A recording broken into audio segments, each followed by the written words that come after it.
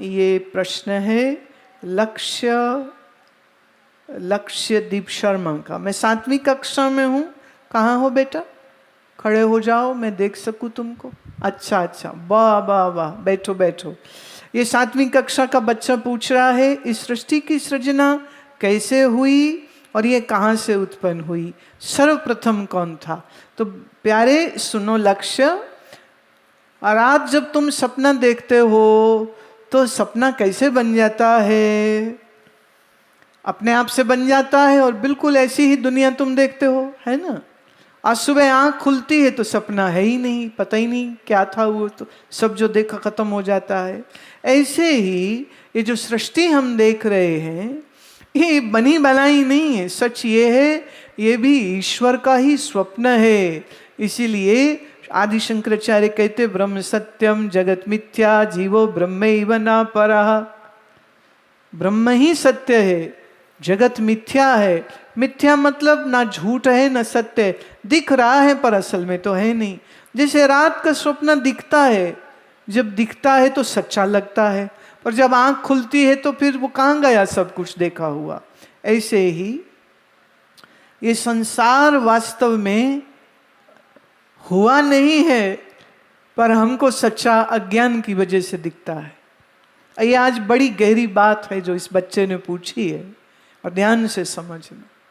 गुरु तेग बहादुर महाराज कहते, जैसे सपना रैन का तैसो ए संसार।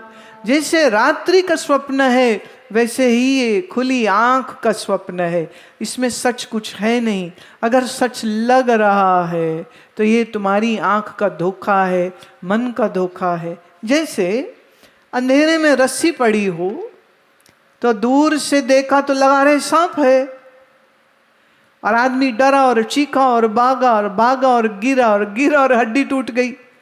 इतने में किसी ने लाइट ऑन किया और देखा, बोले अरे नहीं नहीं, यहाँ तो रस्सी का टुकड़ा पड़ा है, कोई सांप वाप नहीं है। पर उस वहम के सांप को देख के डर से जो भागे, हड्डी जो टूटी, तो वहाँ तो सांप था नहीं। फिर ये सब क्यों हो गया? क्योंकि भ्रम को सच मान लिया। ऐसे ही जैसे रस्सी ना दिख के सांप दिखा, ऐसे ही ये जगत है तो परमात्मा स्वरूप, पर हमें जगत दिखता यही भ्रम है। इस भ्रम की निवृत्ति ज्ञान से होती है। इसलिए बना बनाया बेटा यहाँ कुछ भी नहीं। जैसे बीज हम डालते हैं जमीन में, कुछ सालों में पेड़ बन जाता है, पेड़ में फल आता है और उस फल में फिर से बीज आ जाते हैं।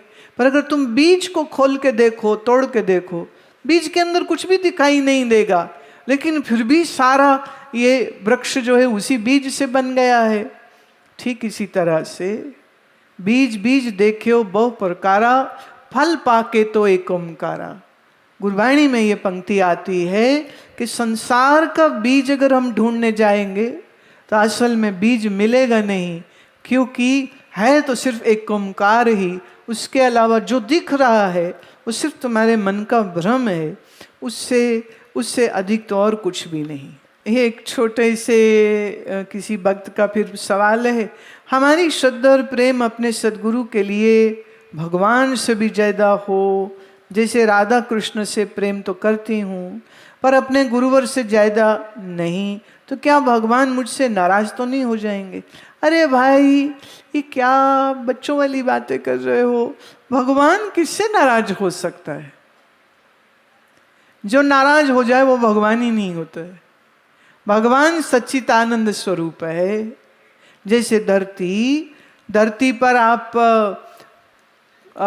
कुदाली से खोदो, जमीन कुछ नहीं कहती। बीज बो, फसल लगाओ, धरती कुछ नहीं कहती। उस पे मल मूत्र कर दो, धरती कुछ नहीं कहती। हमारे बोझ को सहन करती है, हमें रहने को जगह देती है। इसी तरह से परमात्मा हमको अपना प्यार और आशीर्वाद और हमारे ही दिल में आकर के बैठे हुए हैं, वो हमसे नाराज कैसे हो सकते हैं?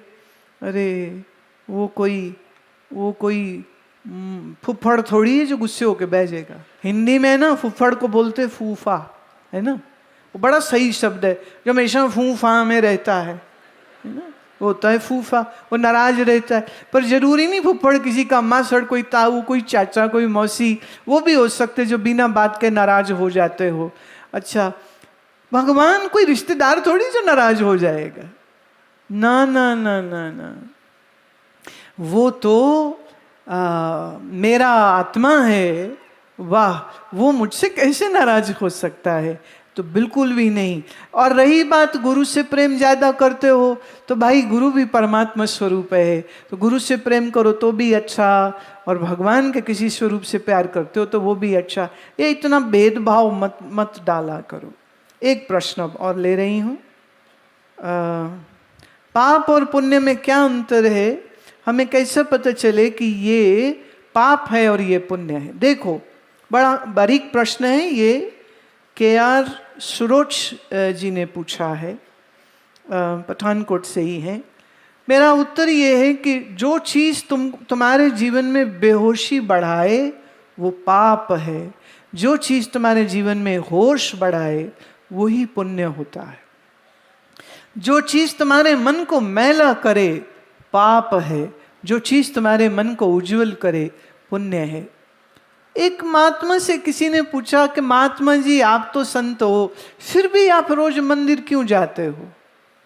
जो पाप करे वो तो जावे मंदिर, आप रोज क्यों जाते हो?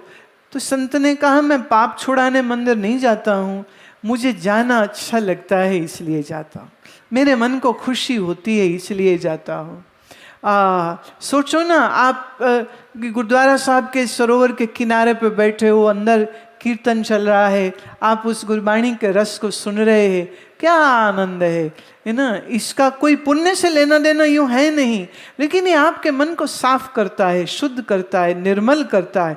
तो फिर जाना, सत्संग श्रवण करना, कीर्तन करना, लंगर पकाना, ये आपके मन की शुद्धता के लिए है।